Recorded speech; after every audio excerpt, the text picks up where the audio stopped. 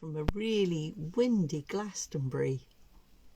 The windows won't even stay open in my house. They keep shutting when I open them. Okay, let's talk about what we're going to talk about today, which is birthing instincts. And it was prompted by watching a YouTube video in the middle of the night, which sometimes I do if I can't sleep, because like early labour, I don't feel that I need to draw attention to the fact that I'm unable to sleep sometimes, because then my brain goes off on a tangent. So like early labour, I accept what is and I get about doing something else. So I got about watching a video in the middle of the night. It was only a short one. Thought, yeah, that'll do, 15 minutes, that'll send me to sleep. And it was about a mother whose toddler went missing. So 3-year-old child went missing in America, and she did the right thing. She called the police straight away. The child was at the back of her house, which opened out onto land where there were woods behind her house. And she literally took her eyes off him for 20 seconds, turned round, and he was gone. And she assumed that he'd run into the woods. But she phoned the police. Good thing to do, phone the police if your kid goes missing. And she was then running around looking for her son. The police arrived really promptly. They advised her to stay in the house and to sit down, and her mother's instinct overtook this, and she couldn't sit still, and she kept running towards the woods, and they kept saying, "It's okay, ma'am, we've got it under control, you just wait here, we'll get it sorted." Long story short, they brought in tracker dogs, they had a helicopter out, they were doing house-to-house searches, as well as searching the woods with the dog and several police officers, while the mother was told to wait and sit down in the house. Now she did, but I'm sure that overrode her mother's instinct, because she kept saying, "I think he's gone in the woods, he's run into the woods." He was eventually found because a neighbour heard him crying in the woods. It was a good 15 minutes or so while the mother tortuously had to wait with all that anxiety building up inside her and do nothing. She'd done the right thing, she'd called the police, but she wasn't able to help find her son. And do you know what? I can't help thinking that the best person to try and find their own child is the mother or father, the person that is closest to them, the person that's raising them, the person that knows, just knows them, and the person whose voice they would respond to if they called their child would hear them. They're tuned in, they would hear their child.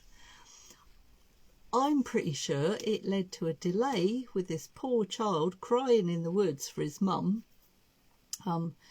And do you know what? They got the child back into the mother's arms. They took photos with the mum and the dog. You know, it was all very lovely, and it was in the newspaper and everything. And the police officers got commended, and the dog, for finding this child, whereas it was a neighbour's tip-off, a woman, maybe with kids of her own, who knows, who actually found the child. Now this is a hot flush in action. Postmenopausal, still flushing on a regular basis. Oh my goodness, it's been 13 years, 14 years, I don't know. Yeah, just get used to it, like they're not sleeping sometimes. Yeah, so how does this relate to birth? Why am I telling you this? My nocturnal thoughts and what happened on YouTube in another country. Because it smacks of people handing over their power, people not trusting their instincts. The woman was pacing up and down by the woods when the police arrived. She was obviously waiting for them to, tell them what direction she thought her child had gone in. And they told her to go back in the house, and they told her to sit down, and she couldn't, of course, because she's so anxious. And what she needed to do was pace up and down and act, do something with all the adrenaline that was coursing around her body. Yeah, so how does this relate to birth? Well, I used to be an NHS midwife for quite a short time, actually. Don't know, maybe 5 years, and I was an independent midwife for 16 years. And I used to see people coming into the hospital and handing over their power at the door. I saw it really starkly one night when I was working in a lovely birth centre. Oh my goodness, that was such a nice birth centre. And the woman came in with her partner, you know, and all the luggage and everything. And I could see she didn't appear to be in really heavy labour. So my plan is to welcome them, say hello, and this is me, and, you know, how are you doing? And then take her notes. We had handheld notes that I could then put on the computer. And I'd say to her, you know, if you need to spend a penny, do it in that pot, because it'd be nice to have a sample, but you don't have to force one out. And if you take a seat, I'm going to make you a cup of tea. So I'd put the kettle on, put the notes on the computer or in the admission book. I can't remember what we had at the time. Went back into the room, and she'd picked up the gown that was on the bed, and we had gowns on every bed in case people didn't come in with anything to wear in labour, or if they were going up to the top floor to have caesarean surgery. Picked up the gown, stripped off, put the gown on, had no pants on, and was laying on the bed. Why would a woman in labour do this unless she thought this was what she had to do to please the health professional? So I went back in and I said, oh, I was going to offer you a cup of tea. She said, aren't you going to do an internal? And I said, well, I thought we'd get to know each other a bit first. Trying to disarm people in my way that I do. Yeah, you know, how awful is that? And the number of people that came in for a sweep into the busy clinic, of course I didn't know these women beforehand, and I'd say, what have you come in for today? And they said, to have a sweep. And I said, oh, why are you having a sweep?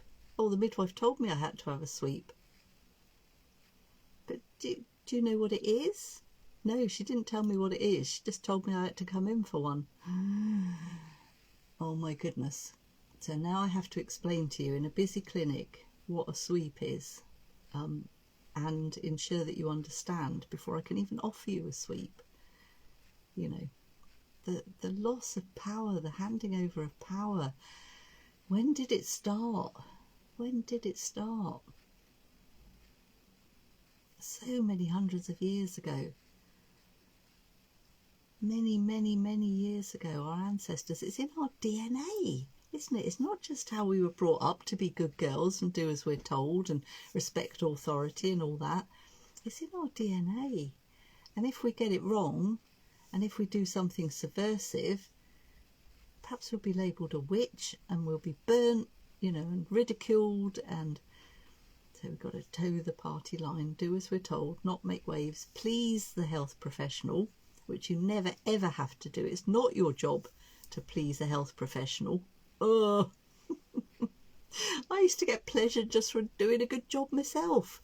Don't need anything from the client. Yeah, so that's when my brain went in the middle of the night. Why do so many women and birthing people hand over their power so readily? How have we been taught to ignore our basic instincts? Ignore, oh, that's a big fly. Ignore that need to run into the woods, you know, to find your child, rather than have that repressed. The need to birth autonomously, whether that be in a hospital, a birth centre, or a home, or having a free birth. To trust your instincts, trust your feelings, you know. What is your feeling when you're offered an intervention? What does it feel like in your gut? Do you get an automatic yeah? Or do you get a, oh, not sure about that?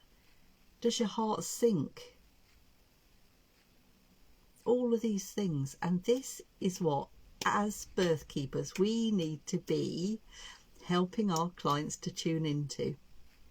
To trust their instincts, to tune in to that inner wisdom, and know that it has been repressed in us for so many years. Be aware of it, bring it into the light. Yeah, as birth keepers, this is what we do.